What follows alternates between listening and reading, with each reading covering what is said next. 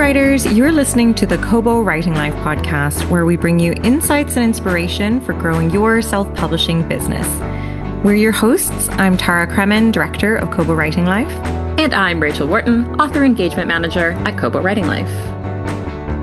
On today's episode, we chatted with USA Today bestselling author Evie Mitchell, who writes steamy, inclusive romance while wrangling 3 hyperactive sausage dogs and an ever-multiplying collection of bookish mugs. A 30-something author living with a disability, her diverse work history gives her characters' disasters a horrifyingly authentic edge. Yes, that zipper malfunction really happened. When she's not torturing her characters with one-bed scenarios, she's living her happily ever after with her sexy husband while advocating fiercely for accessibility and representation in romance. We had a great conversation with Evie, talking all about how she found success in indie publishing, her writing career, the importance of inclusivity in writing, and how she balances her indie career with also having a chronic illness, and just how we can better accommodate readers and writers with disabilities. So I really think it's a must-listen episode. We are joined today with author Evie Mitchell. Evie, thank you so much for taking the time to chat with us today. Thank you so much. Can you kind of kick things off by telling our listeners a little bit about yourself and the books that you write? Yeah, certainly. So I am an Australian author living on Ngunnawal country, which is in Canberra, Australia.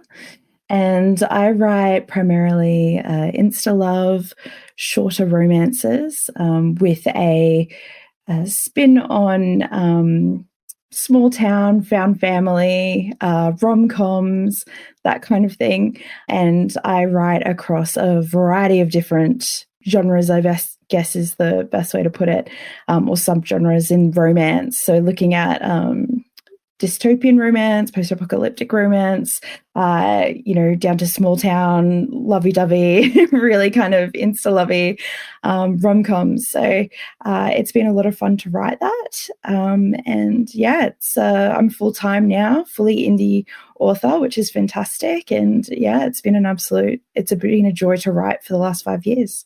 Nice. And how did you fall in love with romance? Pun absolutely intended. Yeah.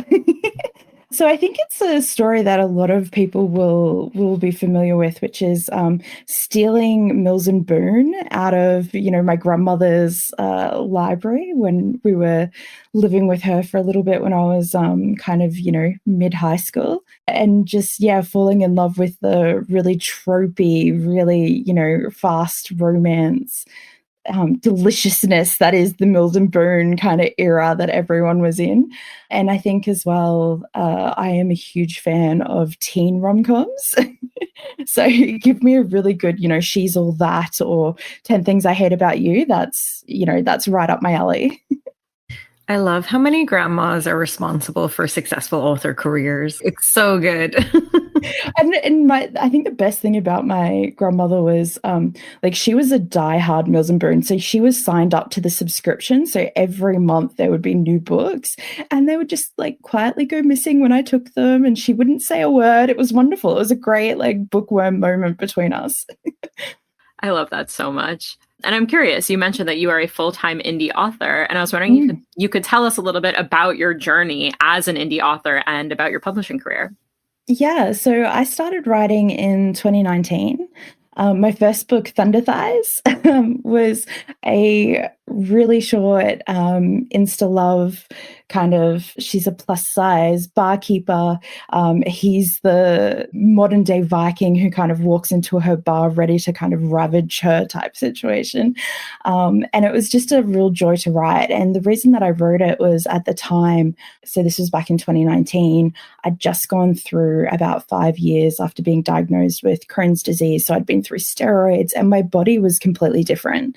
And so, I put on about 30 kilograms from, I don't know what that is in pounds, sorry, but I put on quite a lot of weight from the steroids. And one of the things that I was really learning was how to fall back in love with my body and how to feel sexy and how to feel like I was worthy of love. Even though I was in a really committed relationship and with a wonderful, wonderful individual, it just didn't feel like I was kind of worthy of that love. And so I started writing Thunder Thighs as a bit of a love letter to myself. And wrote it, put it out there, and it went a little bit crazy, which was fantastic. But it really resonated with a lot of people who were, talking about the fact that they didn't feel as if they were worthy of love, or they didn't feel as if their thunder thighs were like, okay to kind of embrace type thing. And that's when I kind of realized that maybe this writing thing was for me, number one. But also I just found that there was a lot of joy in putting myself into books that were able to resonate with other people and help them feel as if it was okay to be not the standard body type or the standard body size that was in romance novels at that point in time. That's so awesome. I really love that you kind of took yourself and, wrote yourself a love letter that became this love letter to readers. And I'm curious, did you always decide to go the indie route, or with something like this where you're probably noticing maybe a lack of representation in those regards in sort of more traditional books, did that kind of influence a bit of your decision to go the indie route? Yeah, I think it was a little bit of column A, a little bit of column B, and a lot of imposter syndrome, if I'm honest. I think it was, I didn't think that there was a market out there for what I was writing. I mostly put it out because I was like, maybe someone will get something out of this. And also I find it really funny.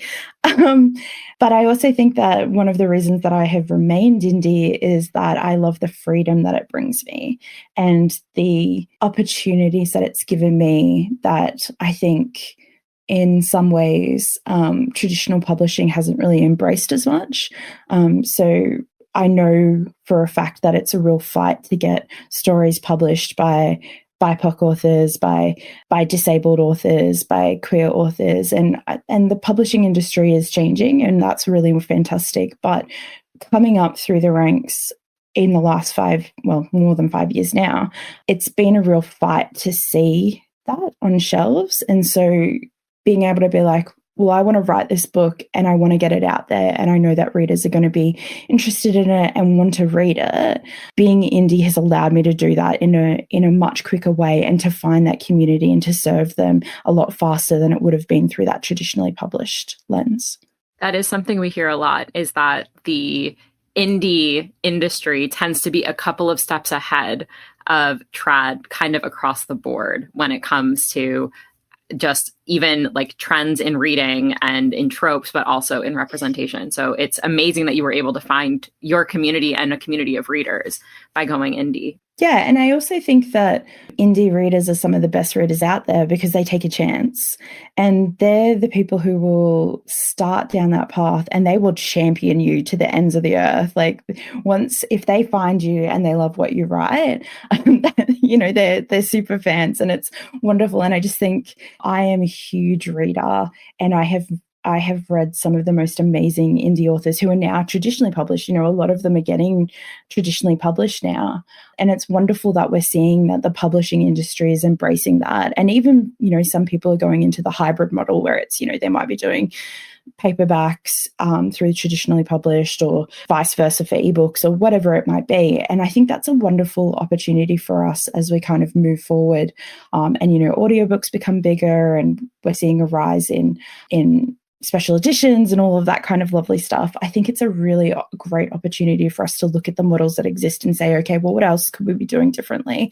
And are there other models out there that we could potentially explore and look at, and giving authors the freedom to do that, and recognizing the power that gives them in the negotiating table, and being able to say, okay, well, what does that mean in terms of minority groups being able to say, okay, well, I want a better deal for myself, or being able to say, okay, well, if I do this, then you can have the first 2 books, but I want to keep, the ebook rights or the paperback rights or whatever it is. I think that power and the gatekeeping that used to be, I think we're seeing that slowly change, and that's a really excellent place for authors to be in, because it puts a lot more control in our hands, but it also means that we're able to see a shift in the industry to, if you have a really popular book on social media or TikTok or wherever, then there is a likelihood that you will get picked up and be able to be put in bookstores and really see that kind of uplift in your sales, which is wonderful. Yeah, I also like what you said about finding the readership, or like how maybe you weren't too sure if there was an audience at the beginning and then there was. I think that's something that we hear a lot as well. And if anyone is writing something and they're a bit unsure that there's a market for it, I guarantee you somebody wants to read your book. Like that's all we hear over and over again, is that there is a fan out there looking for those books. Look, if I read a book the other week that was about a woman making out with a doorway, so I'm pretty sure there's always someone who's going to read your books. Absolutely. And how did that end? Oh, look, it was wonderful. I'm not going to lie. I was actually a really good book. I'll have to find the title for it, but I was absolutely surprised. So yeah. There is truly a reader for everything out there. Absolutely. Now, I'm curious, according to one of the bios of yours that I found while researching for this episode, before you entered the publishing industry, you worked in a large variety of different careers. I'm just going to list a few: hospitality, event management, HR, emergency responders. I'm so curious how this variety of work influences your writing. Yeah, I have definitely worked in a lot of different jobs. I also think that there's kind of two parts to it. One is it's been a really interesting life that I've lived, and I've had a lot of really interesting experiences. I worked in emergency management, so we did, call outs to for cyclone relief. We did terrorist attacks, all of that kind of thing, which was super interesting, and also, slightly scary. But I've also worked in hospitality, working with, bridezillas, but it was mostly mums actually that were the problem child. So, that was an interesting kind of experience. I've worked in areas where those kind of experiences that you walk away from and go, that was a crazy day. Some of that ends up in my writing, and that's always a lot of fun to kind of be like, okay, well, I've had this experience. How am I going to kind of feed this in? And there's been a few kind of meet cutes that people have had based on, things that I've observed or seen. But then I also think that I've worked with some incredible people from all different walks of life and different communities, particularly from communities that are have moved to Australia, so refugee communities. I've worked with, remote communities in Australia. And so that has been really rewarding, but it's also meant that I've been able to take a lot of those learnings and put them into characters that I write, and work with people, reach back into those communities to be like, hey, can you expert read this character for me and give me some feedback and that kind of thing. And it's really lovely to be able to write characters that really reflect the people who have just had such an amazing impact on my life. And I have enjoyed every moment of all of the other jobs that I've done, but being a writer beats it by far. That's for sure. So it sounds like you bring a lot of real life influence into your books, and you mentioned that you kind of wrote for yourself in the first book. So how much of your real life, for you personally, do you continue to bring into your books? Yeah, I think for me, every book that I write has a little kernel in it. And I think it would be really hard for me to write something that doesn't have some kind of part of me in it, or some kind of experience that I've gone through in it. Even if I'm writing characters that are outside my lived experience, there's something in there that I'm putting in that is familiar to me. I know a lot of people say, they can write outside their lived experience, even fantasy. I've written a fantasy recently, and even that included aspects of my life or experiences. And I just feel, for me, there's got to be that emotional connection to the characters or the story in some way. And I'm not sure how to kind of write something that doesn't have that. And I don't think that that's a bad thing. I think it's just it's a quirk of me being a writer. And I imagine throughout your multiple careers, really, you have met a lot of wild people and found yourself in very interesting situations. Has there ever been a moment in your life they're like, I want to work this into a book, but it almost feels too unbelievable? Oh, multiple times. Yeah, multiple times. My friends have a hashtag for me, because there's multiple instances where something's happened and they're like, this is so you. I went and got a brain scan at one point and found out that I had like all of these issues, and they were like, what? I've had instances where, I was working in a pub and got invited to a motorcycle club's like initiation night, which I didn't know it was like a motorcycle club. I like, as in gang, I thought it was like, just people who were riding together on motorcycles. I've had instances where, I've had instances where, people have like cut their arteries in front of me. And yeah, like that was a crazy moment. And I've like literally been holding this guy's like leg as he's like bleeding and stuff. And we're like trying to get ambulances and that kind of thing. And I'm just like, how did this happen? Like, I was just on a train. Like, this is not something that, like, I'm in a dress. I'm like all done up. I should not be like, what is going on right now? So, yeah. And, the fact that my friends and my husband keep saying that I just need to have my own book. And I'm like, I do. They're all here. There's like 500 of them. Yeah, it's been pretty crazy, but it's been really good to it's been good fodder. I will say that it's been good fodder and good to kind of be like, yeah, that's something I can definitely put in. But yeah, so there's no lacking of inspiration for your characters or for what you're writing. Absolutely not. And it's nice to have an insane life because it's definitely good fodder for future books.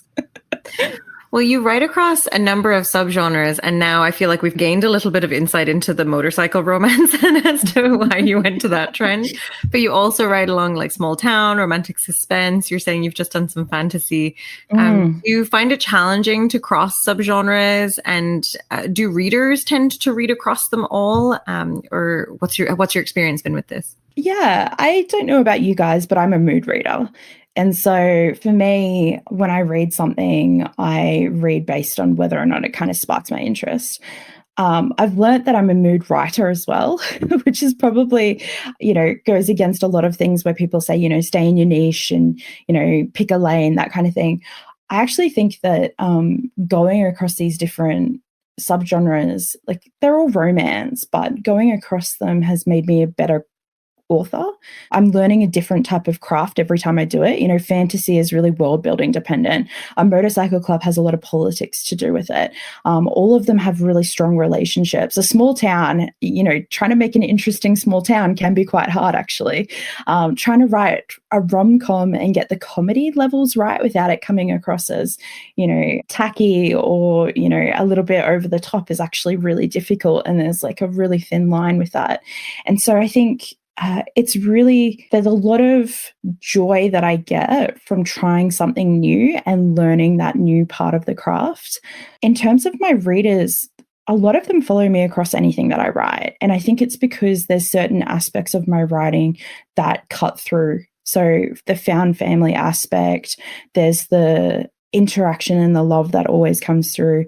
When they read my books, it's really about finding that inclusivity. So if it's in a friendship group or a family, or if it's, they're seeing themselves represented in some way, they're not coming into it with an expectation that, they're going to go into something that's really ableist or something that, suddenly there's going to be someone who's not body positive or that kind of thing. And so when they're coming into it, there's already expectations that are being met before they even pick up that book. So it could be in any genre, but they know that they're going to get those certain nuggets from me. And I think that helps. There's obviously going to be people who don't come across everything. I've got my rom-com people who will only read the rom-coms, but a large aspect of my audience does go across all of the different ones that I write. Glad that you touched on that, because let's kind of jump into like inclusivity a little bit, because your bio states that you believe in like inclusivity and accessibility in your writing. So could you elaborate more on what this means to you? Yeah. So one thing that is really important to me is, so I'm obviously someone who lives with disability. I talk about that a lot in my writing. And one thing that is really important to me is to try and make my books as accessible as possible. And what that means is that it's not just about people who are disabled and being able to give them, audiobooks, or people who are dyslexic like myself. So being able to give them books that have the different font type that is more accessible, or someone who may have need, large type or that kind of thing. Like all of those are available, but it's also looking at, okay, well, we have a disparity around economics at the moment, and we have a huge cost of living crisis going on, particularly in Australia. And so being able to say, okay, well, I'm going to put my books into libraries and I'm going to try and make sure that they're available through BorrowBox or these other ones, because access is really important. And I grew up in libraries. Like, my family was not rich by any stretch of the imagination when I was quite young. And so I was a library kid. Every week we would go to the library, you'd come out with your 10 books, and it was religious for us.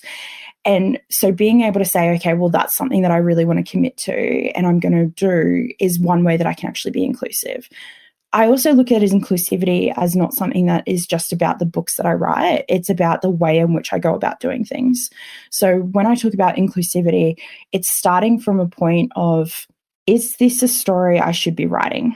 Should I actually write that before I actually write this book? And, there are some times where I read something and I'm like, you know what, I actually don't think that this is a book that I should be writing. It's not my story to tell. And there are other times where I'm like, nope, that's actually something that I really feel strongly about. I definitely should be writing that book. And how am I going to do that and do it in a way that is authentic and makes sense and is actually representative of the readers who have that lived experience? That's where expert readers and sensitivity readers come in. That's where amazing editors come in, and making sure that all of those people are in your supply chain and that they're paid. And I think that's really important, is that we're not just asking people to do this like emotional labor for us.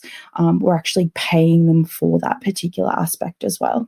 There are so many things that you just said that I want to touch on. So I'm going to try to stick to accessibility right now, because you mentioned how much you take it into account personally when it comes to making decisions around your books and how you move throughout the publishing industry. But I'm curious if there are any larger changes that you would like to see the industry as a whole kind of implement to help support authors and readers who are living with a disability. Yeah, I think there's probably a few things actually. Number one, a lot of the query options that are out there for publishers are actually not screen reader accessible. And we've got a huge issue, which means that a lot of authors can't actually query properly. And some of them have, you can email us and that kind of thing, but a lot of them don't actually offer that. So that's a huge barrier for anyone who uses a screen reader to begin with to try and get into publishing. The next thing is that I see a lot of authors and platforms and publishers that are moving to Discord. Discord isn't currently that accessible for people with screen readers. There's been some real issues with that. And obviously, that can be overcome and that kind of thing. But asking people who are your readers and people who are your customers, if you're a platform, asking them where the best place to make things accessible is pretty essential. The other thing that I see is that's like something that's super easy for people to do is having transcripts. Have a transcript of your podcast or your video or whatever. Have captioning if possible. They're really easy things that we can be doing to make things more accessible. One thing that I would love to see is the cost of Braille printing come down. That's a whole other topic that we could get into, and I have strong feelings about that.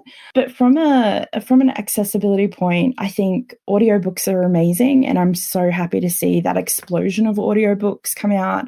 I'm also really happy to see that we're seeing libraries pick up audiobooks more often. I'm happy to see that we're seeing a real explosion in people who are suddenly realizing that it is more accessible. So the movement of audiobooks onto Spotify and Overdrive and those kind of things are incredible. And then I also think that as an author, going into spaces such as author events, there is a lot that we could be doing to make these events more accessible for readers. There are online things that we could do, like online events, which is amazing. But in terms of actual in-person events, I've seen a lot of issues.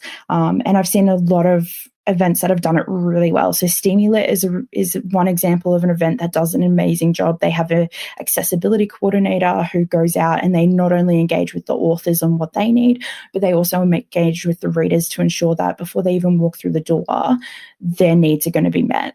I was on the board when they were first setting up their first event as one of the accessibility supports to discuss disability supports, and they just went above and beyond with that. That was excellent. So there's a lot that we could be doing. I also think the way in which we talk about disability and accessibility in the reader space requires some finessing, and I think it also requires people to sit down and unpack what their unconscious biases are around accessibility and around what we talk about when we mean accessible reading and accessible publishing. So what does that actually mean? The fact that people still have to debate whether audiobooks are reading that's ridiculous. And I'll stop now because I feel like I'm on a rant. My reading goals would be halved if audiobooks weren't reading. So I'd be like, the goals that I set for myself to read are how many books, but yeah, it's absolutely reading. And I was wondering if you could maybe give like a couple of tips about how authors could ensure that their books are accessible to readers. And I would just say, like, with the caveat, it's most like platforms now do a really good job of like exporting an accessible book, and it's important because you're looking for readers, and this is just an opportunity to find another reader. So I just wonder if you had any kind of like top tips for authors that might not have had it front of mind. Yeah, so a couple of things thinking about. So I guess there's a few things, which is most platforms already do this as standard, which is fantastic. So they have some kind of voice to text option available. But if you are doing, for example, direct sales, really looking at how you're formatting your book. So making sure that, the headings are correct, that you're using alt text if you're using pictures, that those pictures have image descriptions.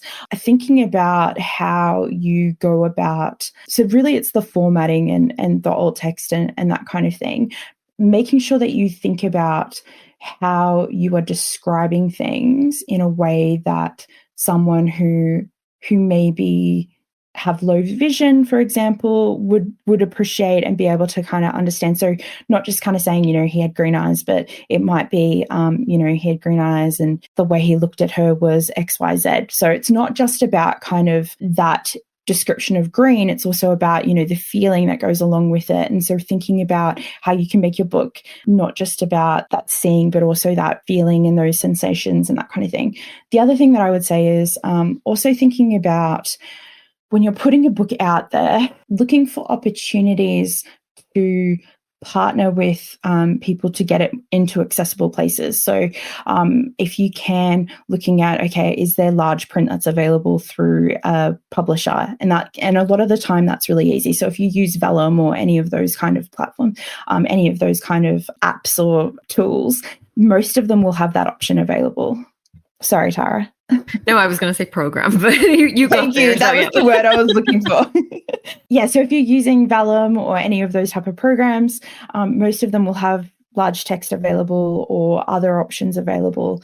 If you are looking at how you can make your books accessible from an audio perspective, you can often look at royalty share arrangements with different with different platforms. You can also just look at getting an agent or reaching out to particular platforms that just do audiobook as well. So there are a lot of options available now. It's not just kind of like a one size fits all, which is what it used to be. It was like either you had voice to text and nothing else, or audiobook and nothing else. There's a lot of options out there that authors can get into and explore. And just sticking with accessibility for a little bit longer, you have a blog post in which you talk about making book events more accessible. And I'm kind of curious what this entails when looking at reader events, especially. Yeah, so one of the things that I think is really important, and one of the reasons that I wrote this particular blog post was I was at an event, I think it was 2 years ago now, and it had been kind of marketed as fully accessible. And so a lot of my readers were coming and they used mobility devices. And when we got there, the lift was out of order and they had a backup lift that was also out of order, which meant that none of my readers who were using mobility devices were able to access the area where the signing was actually taking place, because it was completely stairs, and like quite a number of stairs. Actually, quite a few people were struggling with all the books that they were buying. But I think it's really important to be like, well, that's not acceptable in any way, shape or form. And, you know, there has to be a decision maker who says, well, then we can't go ahead with the event, or we need to let people know ahead of time that, hey, don't get in your car and drive for an hour to come to this event because it's not accessible. We need to let people know. We should have, you know, they should have been on the phone to those individuals. And so what I did was I sat down and I was thinking about it, and I, you know, spoke to a couple of other readers who are in this space who were saying, you know, I've been to different events where XYZ has happened, or, you know, I've got a friend who is neurodivergent and she found it really overwhelming and overstimulating an event, and there were no quiet rooms. There was nowhere available for her to go and desensitize. You know, I've been to events where food was served and the person had an anaphylactic shock. You know, understanding all of these nuances, and as someone who is able-bodied and maybe isn't in this space, or even as someone with a disability who doesn't know every single disability that's out there, it's really important to be able to ask the question and have a point of contact where people can go to say, hey, I actually need help with XYZ. What options do you have available? And if you don't have anything available, being able to say, you know what, we'll get back to you and we'll actually go and explore what we can do to support you. And I think being able to ask those questions in a safe space, or have someone who, you know, has a little bit of experience and is able to give you somewhere to start, is important, because at the moment there's just not a lot out there. And we're seeing a plethora of events pop up that could be doing this really well, but they maybe just don't know or don't have experience enough to be able to ask these questions.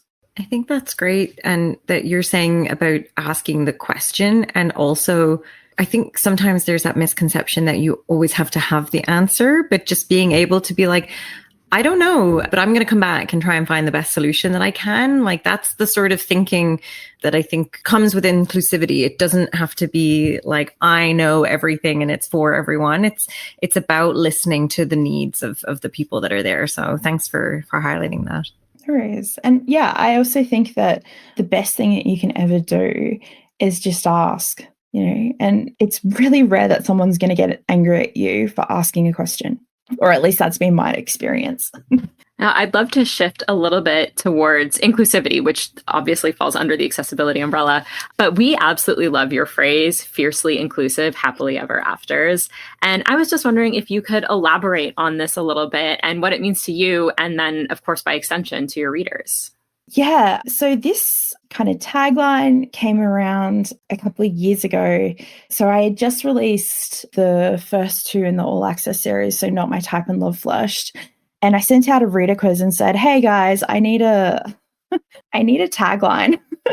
Does anyone have any ideas? And my emails were flooded with different things. And the one that really stood out was the word inclusive.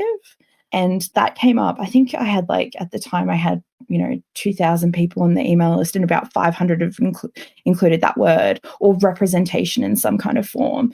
And I was really surprised. I was like, wow, that's really, if that's the word that people are kind of resonating with, that's really interesting.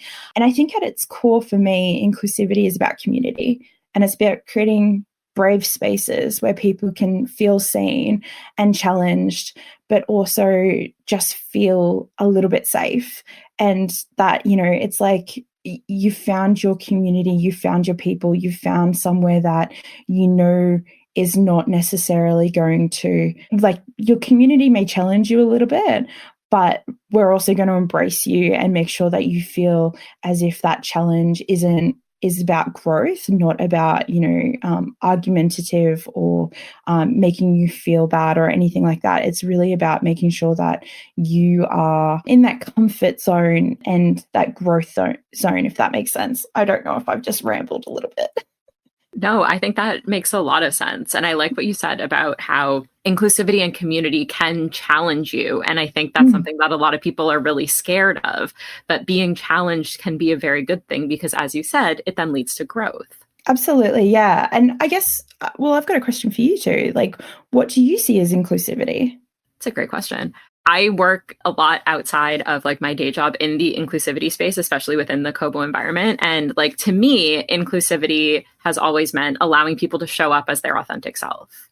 So whether that's like not code switching, for example, but being able to kind of just show up as who you are, that is the like, if we were to be in an inclusive utopia, that is what it would be for everybody. That's at least for me. Yeah. And on my side, it's sort of supporting that and creating a space where people are feeling safe and that they're not feeling like they need to code switch or anything. So yeah, like I focus a lot on sort of like authentic connections and just trying to meet people for who they are, whoever that is that day. You know what I mean? People aren't always going to like give their whole selves to you, and you build that trust and relationship over time. But I want to ensure that I'm like creating a safe space for people that are they feel comfortable working in, and that's how you thrive, I think. And that's the same with the authors that we work with as well. You know, I want to be able to have a space where, you know, you can tell us about your book and in this safe way that we're going to listen and really want to like cheer you on and talk about it as well. So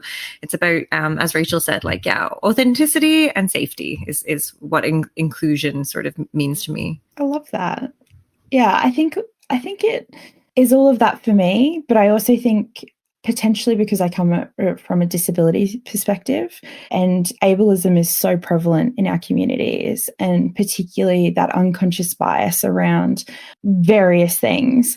And so for me, that there's also an aspect with inclusion around growth and challenging stereotypes and understanding how we'll talk about not code switching. Well, what am I doing to mask? And how do I make sure that I'm not doing that, or I'm not forcing someone else to do that? And really being able to unpack those unconscious biases in myself. That's really, for me, what that inclusion also encompasses. Absolutely. And to like your point with the challenging, if anybody is trying to create an inclusive environment, you are not going to do it on the first try. Like, yeah.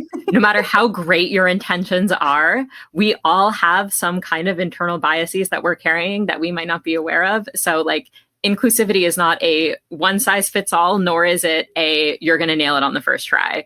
It's all we can do is try and grow.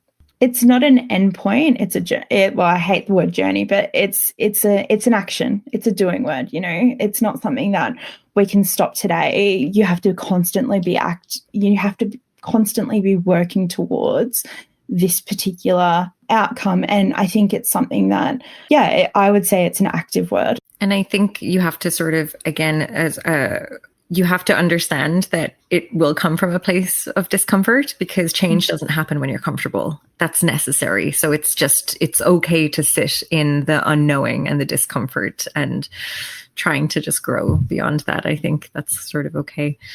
You mentioned sort of like you're an author living with a disability, and I wonder if you could chat a little bit about how that's influenced your career as a writer. Yeah, certainly. So I think one of the things with living with a chronic illness is energy, and having the energy to be creative, because creativity does require a lot of energy. But also as an indie author, you're running a business. You are a small business owner. It is a lot of work, probably more than I was expecting, if I'm very honest. And I think one of the things that has really challenged me is understanding that I can't do it all, and that's okay. I've got a million stories in my head. I'm never going to be able to write them all.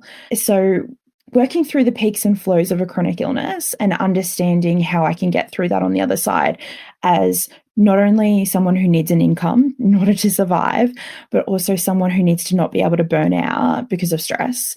And so working, how can my backlist work for me? how am I going to make sure that I've got marketing or tools or different structures set up? So if I am sick today, I don't, my social media is still going up. My books are still getting edited. My, whatever it is that needs to happen is still able to happen. Or if it can't happen because, like what happened in 2022, where I was really, really ill, I was in and out of hospital, it all just kind of ground to a halt. Well, what is the backup plan? What is the plan B, C, D, E? And how am I making sure that, money's able to still be generated, that readers are still being looked after, that my community is still being maintained, that I myself am able to recover from this in a way that isn't going to cause me to relapse? And those are conversations that I think are very unique to people who have a chronic illness or have a disability, because we live in a society that is grind and hustle. And so when we say, hey, we need to rest and we potentially need to take 6 months off, when you're saying that, you used to rapid releases and you're used to releasing a book every 3 months because that's what the algorithms are after, that's a really radical thing to say to someone, that you can't do this and you need to now look at, other types of marketing or other types of income or whatever it is. So for me, one of the things that I've really looked at is, like, I break down my tasks by energy levels. So if I'm having a low energy day, I've got all of these tasks that are, color coded pink that I can actually go and just take them. So it might be, writing an email or doing a newsletter or watching training or whatever it is. And then I've got my high energy ones, which are my writing tasks, which, they are the ones that I'm like, yep, I need to put energy towards it and I need to look after myself with those. The other side of it, with the business side, is really looking at what are the tools that I can automate and how can I make sure that I've got tools, scheduling social media posts, or I've got I batch my newsletters. So a lot of my newsletters are already done 2, 3, 4 weeks in advance in order to make sure that if I'm sick, they're still going out. My readership is still being looked after. So all of these things kind of feed together to make sure that if the worst were to happen and I ended up back in hospital, which is what happened last month, I was in surgery, my business isn't falling apart and my writing and my creativity isn't going to fall apart, and I actually have that time to recover. You mentioned burnout, and we're hearing a lot of indie authors talking about burnout more recently than I have throughout my time at Kobo. And I'm curious what tools you use to ensure that you don't come up against burnout, because I imagine as an author living with a chronic illness, the potential of burnout is both higher and the after effects of that can be longer lasting. So I'm curious what tools you have to help kind of prevent that from happening. Yeah. So the best piece of advice I've ever been given as an author is you are your only asset. If you break down, there's nothing else.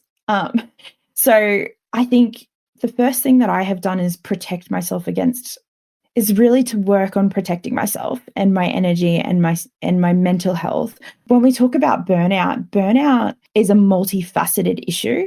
It's not just about the physical exhaustion. It can also be mental exhaustion. It can be emotional exhaustion. It can be, you might not be burning out because you're writing too many books and releasing them. It might be burnout because you've got family stuff going on, or you've got, you're financially stressed, or the world is burning at the moment. Look at all of the stuff that's going on everywhere. How can that not impact you? And so what are you doing to protect your peace? And finding that peace and that creativity. And I had to have a really serious conversation with myself after 2022 when I actually did burn out, and I was also really ill. And I think it was a combination of being ill and also trying to push myself to keep doing that, to keep writing, to keep going, keep churning out books, and also had a 9-to-5 day job. That was too much for me. So the first thing I did was really sit down and say, well, what's important to me? What are the things that I actually need in order to feel fulfilled? I created a joy list, and that joy list is the thing that guides me. And when I say that it guides me, I mean everything that I do is guided by this joy list. So it's the things that fill my well. So it's, spending time with my husband. It's spending time with my dogs. It's making sure that I have time to read. It's making sure I have time to write. It's moving my body. Even on the days that I feel really bad, I might just be doing passive stretching. All of those things are about how I can make sure that I am fit mentally and physically and emotionally in order to to really combat all of those stresses that are going on, because the fact is that we're going to go through it. You guys are probably going through it. And, there's lots of things going on outside of this podcast that none of us would know about. But if we're not caring for ourselves, no one else is going to do that for us. I don't know that there's a one-size-fits-all answer to this, though. And I think everyone kind of has to work out what works for them. Therapy is great. I will put it out there. But I also think from the publishing perspective, we've gotten into a habit, and particularly indie authors, that rapid release is the only option.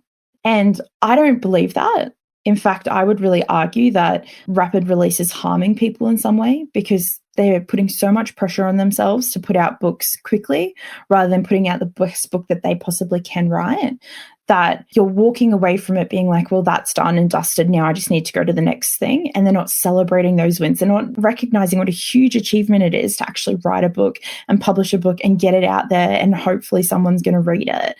And so I think in some ways, being like, well, is this actually serving me? For some people it is, it absolutely is. But for others, it might not be the best way forward for them. And recognizing that and being like, well, no, I don't need to kind of buy into this. I can actually step away and work out which release strategy is going to work for me and what is actually going to be better for me in the long term. And, that might take a little while to understand that and unpack that and work that out.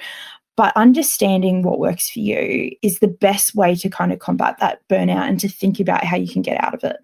I'm curious about your relationship with your readers, as indie authors are so putting themselves out there. You're the face of your business. You're writing kind of about your day, or potentially in your newsletter, you know what I mean? You're sharing a lot of yourself. So how do you balance reader expectation if you are feeling burnt out with the vulnerability of being yourself, wanting to be authentic, but you obviously have to keep some of this to yourself. You can't give it all to your reader. I'm just curious if you can talk about that balance with that indies that have to do that perhaps traditional authors maybe don't have to do as much because they're not really putting themselves out there as much. Yeah, I think we're in a really interesting space at the moment. I'm seeing I think it was a little bit different when I first started in this space. There was still that slight distance between readers and authors. And I think there was still a respect for people's creativity. And I think what's happened potentially more so since TikTok has come in is that distance between the two, even though you might have been in community with each other, that kind of thing, there was still a recognition that authors are people, and that social relationship between you was still a little bit distant. Whereas I think now with TikTok, authors have become such the personality of their books and their work that it's almost become that the books are secondary to the personality in some instances. And so people are really attracted to those particular authors. I think I've been really lucky in that my readers, because they know that I have a chronic illness and I've been very upfront and I talk about it a lot, they're really accepting when I say, hey guys, I just had surgery and I'm going to be offline for a little bit and that kind of thing. They're fantastic. But I think if you're a new author who isn't used to setting those boundaries and, potentially don't want to talk about those particular things, and that is perfectly okay. You don't owe anyone your personal time or your personal and private information. But if you're someone who's putting that in place, you need to work out what you're going to do instead. So is it that you say, hey guys, I'm going offline for 2 weeks to just write, and being aware that you might see a dip in activity and marketing and interaction with your readers, but you need to be comfortable that that's okay and you can bounce back from that and that they're going to come for the books. So I think stepping away from the marketing side of it and understanding what is marketing versus what is community is probably the biggest thing for me. Putting my face out there doing a dance that's marketing. Being able to talk to my readers about what is really authentic and genuine to me, and when I'm going through something and saying, hey, look, I'm struggling with my mental health at the moment. I'm actually going to go quiet on social media, but you guys keep talking.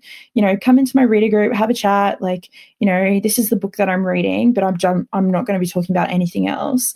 That authenticity, I think, is something that the readers respond to. And I know I follow other authors, and that's the thing that I respond to, is where they say, look, this is what's going on, or they don't even have to talk about it. They just say, hey, I'm going offline for a bit, and you need to respect that. Yeah, thanks for touching on that, because I don't think we really chat about it that much. So I was curious your insights there. I also like what you mentioned, the difference between marketing and community. and how those are kind of exist. They coexist, but they're two different things. And I'm curious if you use like certain channels for one on like social media, newsletter, etc., versus the other, or if everything kind of exists within your author universe. Oh, good question. I think, good question. You stumped me. Sorry, I stumped you. No, this is good. This is like making me think really hard. All right, hold on. Let me talk through my different marketing, because I think that's probably the thing that will click to me. So I think that for me, community is about connection and where readers show up because something has resonated with them. And so they're coming with an understanding of, hey, this is the book that I'm looking for, and this is the story that I'm looking for, and they're wanting more of that. And we have conversations, and there are spaces where that happens. So if it's in my newsletter where I'm talking about different things that are happening, and then they're emailing me back, if it's in my Facebook group, if it's in my Instagram group, wherever it is, that interaction where it's about different things that are happening or different themes in my books or that kind of stuff, that is about building community and making sure that people feel as if there's a space for them to talk about this. Where I think I do marketing, that's more of the outreach and the awareness raising. And that is very book specific. So that is like really about the book itself. That's not about the themes necessarily that go to people's personal identity. So while I might talk about, this book includes, someone who is a wheelchair user, or this particular scene that has, this particular trope or whatever, it's not creating a space for that communication and that opportunity for the readers to kind of share what it means to them. So I think for me, the marketing is really about outreach and awareness and building that. Community is what comes after, where people have read something, it's resonated with them, and there's a conversation that is going on. Is that kind of clear? That's a fantastic answer. Thank you. I think that it's important to kind of differentiate the two, but like the marketing aspect of the indie author business versus the community of readers that you start to build throughout your career. Yeah. And for some people, it might be the same thing, and that's perfectly fine. But for me, there's definitely a difference between the two. And you mentioned sort of just different tropes there in your marketing. I'm curious if you can tell us your favorite trope to write and potentially your favorite one to read, and maybe they're not the same. One bed all the way, baby. One bed. If it has one bed in it, I am like, suck it in straight away. For writing and for reading? Oh, yeah, 100%. Okay. Nice. If I can work a one bed scene in, I will manufacture that the whole way. I love that so much. And just kind of sticking with writing, we've talked a lot about inclusivity throughout this past hour. Should an author be inspired to try to kind of expand their universe and include experiences that are beyond their own in an effort to be inclusive? Do you have any advice for authors kind of looking to make their books more diverse and inclusive? Yeah. If you're going to do it, ask why you're doing it. So don't do it for the sake of being performative, or because you think diversity is good, or that kind of thing. The first question I always ask is, should I write that? And that includes the characters, the settings, disabilities. It includes backgrounds. It includes ethnicities.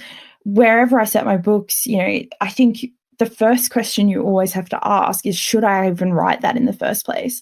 That's not to say don't do it. It's to say, ask that question. And if you're still thinking yes, great. Go and research whether or not other people are doing it and who's doing it well. Go and speak to expert readers. Go and speak to sensitivity readers. Know the difference between the two and understand kind of why you need both of them. I always try and interview people. I try and interview at least half a dozen people before I even start a book, because it's really important to understand context, and particularly if you're writing outside your lived experience. They're going to tell you straight away whether or not you have enough experience to actually be writing this particular thing, and don't be afraid to get it wrong. That's like, you're going to get it wrong. I got a book so incredibly wrong. I took it off, rewrote the whole thing, put it back up on sale, because I realized how wrong I got it after someone reached out to me. But also recognize that when you do the work to begin with, that takes a lot of the fear out of it. If you're doing the work, because you're putting in the effort, you're speaking to people who can course correct you, you can make sure that what you're putting out is good representation. But yeah, definitely start off with, should I even write that to begin with? I guess that's also one of the perks of being an indie, is that you can just take the book down and rewrite it, and it's like, and just put it back up again. Like you have the ability to do that. That hasn't been out in the world for a while, but I think that's really super advice. Yeah. But also I think it's something that if I had been in a publisher, I would hope that wouldn't be the case. Like I didn't know, like this is back in 2019.